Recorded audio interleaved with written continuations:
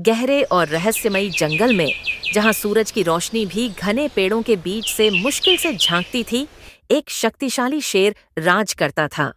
उसकी दहाड़ से पूरा जंगल थर्रा उठता था और कोई भी उसके सामने सिर उठाने की हिम्मत नहीं करता था।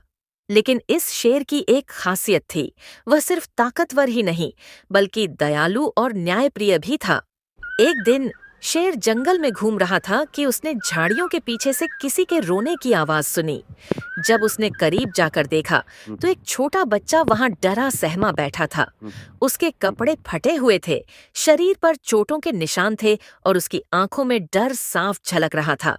शेर कुछ पल के लिए ठिठका। इंसान हमेशा से उसका दुश्मन माना जाता था, लेकिन यह बच्चा नन्हा और असहाय था। वह उसे वहीं छोड़कर नहीं जा सकता था। उसने बच्चे को अपनी पीठ पर उठाया और माद में ले गया। पहले तो जंगल के अन्य जानवर डर गए, लेकिन जब उन्होंने देखा कि शेर बच्चे की सुरक्षा कर रहा है, तो उन्होंने भी उसे अपनाना शुरू कर दिया। बच्चा धीरे धीरे जंगल का हिस्सा बन गया। उसने जंगल के नियम सीखे, जानवरों की भाषा समझने लगा और सभी जानवरों से उसकी गहरी दोस्ती हो गई। भालू, बंदर, लोमड़ी, हिरण और कई अन्य जानवर उसके अच्छे दोस्त बन गए। खासकर भालू और बंदर हमेशा उसके साथ रहते थे। बच्चे की उपस्थिति ने जंगल को और भी जीवंत बना दिया था। लेकिन इस दोस्ती से सभी खुश नहीं थे।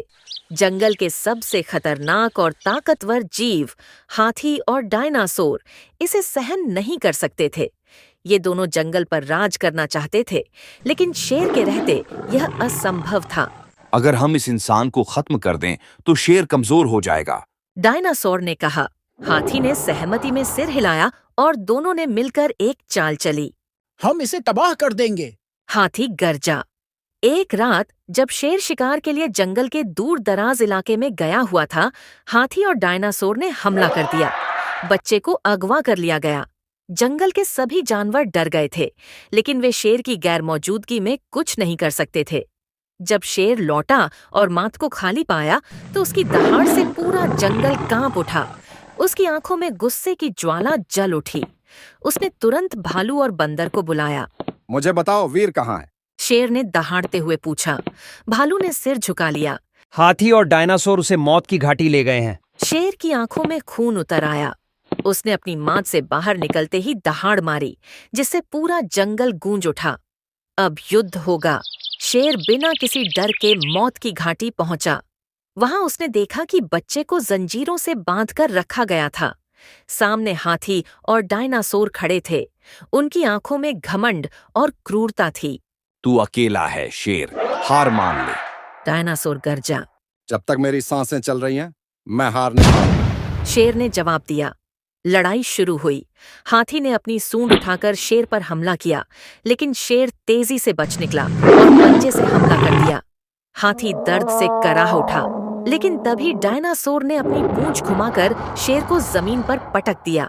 शेर जमीन पर गिरा, लेकिन तुरंत उठकर उसकी गर्दन पर झपट पड़ा और अपने नुकीले दांत गड़ा दिए। डायनासोर दर्द से चिल्लाया और इधर-उधर भागने लगा। तभी वीर ने भी हिम्मत दिखाई। उसने अपने पास पड़ा हुआ एक बड़ा पत्थर उठाया और पूरी ताकत से हाथी के पैर पर दे मारा। हाथी लड़खड़ा गया और जमीन पर गिर पड़ा। अब शेर का गुस्सा अपने चरम पर था।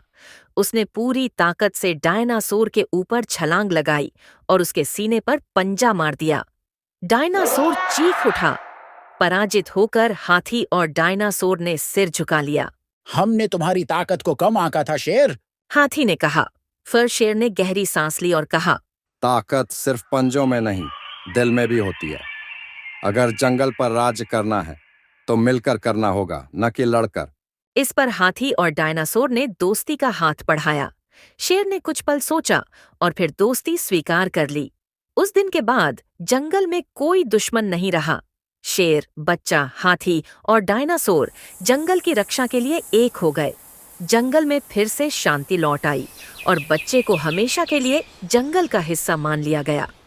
सच्ची दोस्ती सबसे बड़े दुश्मनों को भी बदल सकती है, यह सबने सीख लिया।